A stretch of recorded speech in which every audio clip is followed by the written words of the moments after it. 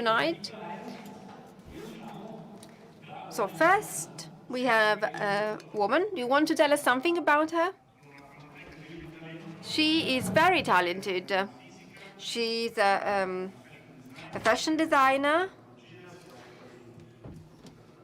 She's an expert in quantum computers. She's also a physicist. She's Kitty Yeung. Welcome. Thank you. Thanks. The floor is yours. Oh, how's the energy in the room, huh? End of the day? Thank you for staying. Thank you for having me in Rome, in Italy, the land of great makers and quality products. We are in the 21st century. There's not deniable that automation is going to be our emphasis. We'll be moving on to more and more automation. This could be a good thing, right? It could help us do tedious and repeated labor, and that could free us from doing boring work, and we can put more effort in doing creative and artistic and intellectual work. But this could also be bad because automation could take away some of the jobs that no longer need humans. This is really a question about education, a question about making, and the question about integrating different fields together.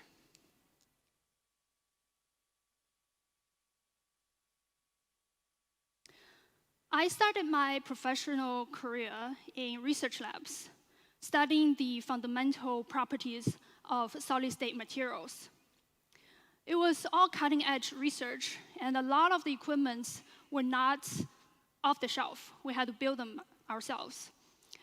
I never thought back then I would consider myself a maker, but really we were making all kinds of things. We had to make the equipment, the parts in machine shops. I designed my own chip structures and fabricated them in the clean room. And I grow my own crystal structures, had to bond them onto customized PCBs and wire bond them manually. Crystals are cut into wafers, which were made into chips. And we design wafers and chips through layouts and schematics. Chips were mounted onto modules, which became parts of larger systems. Some of my ideas were implemented in data center infrastructure.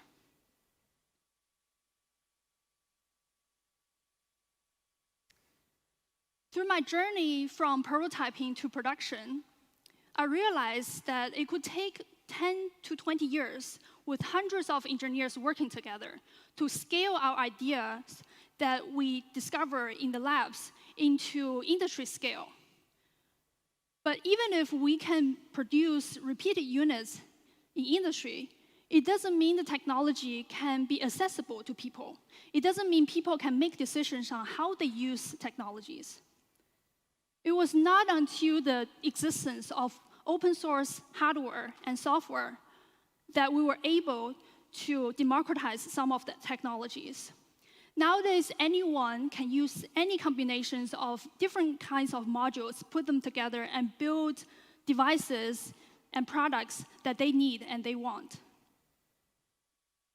I learned so much from the open source community, and I want to contribute back. So I make my projects also open source, make them available for other people to build on, to use.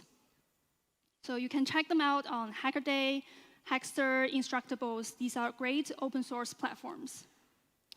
The research, open source, creative, and education communities are working closely together. The open source hardware has lowered the bar for prototyping. However, there's a huge gap between prototyping to production.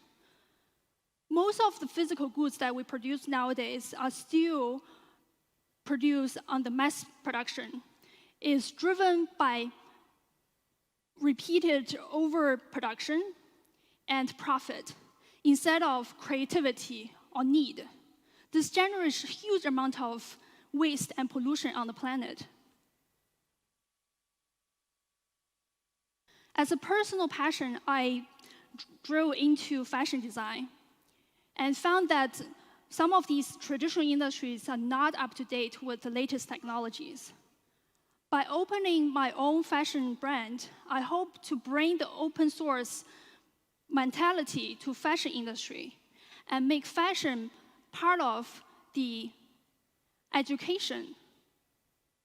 By modularizing designs, making manufacturing processes open source, we can educate people about how a piece of garment is made and make that part of the open source platform, make them part of the design elements and modules. Also, by producing goods through need, through made to order, that could cut down waste and pollution. The profits made through these products are donated to STEAM and environmental protection nonprofits.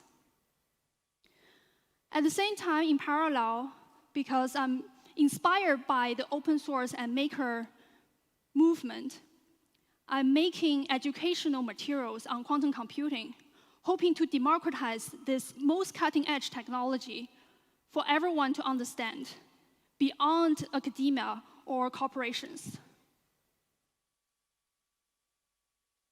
All of these different industries can utilize the open source mentality.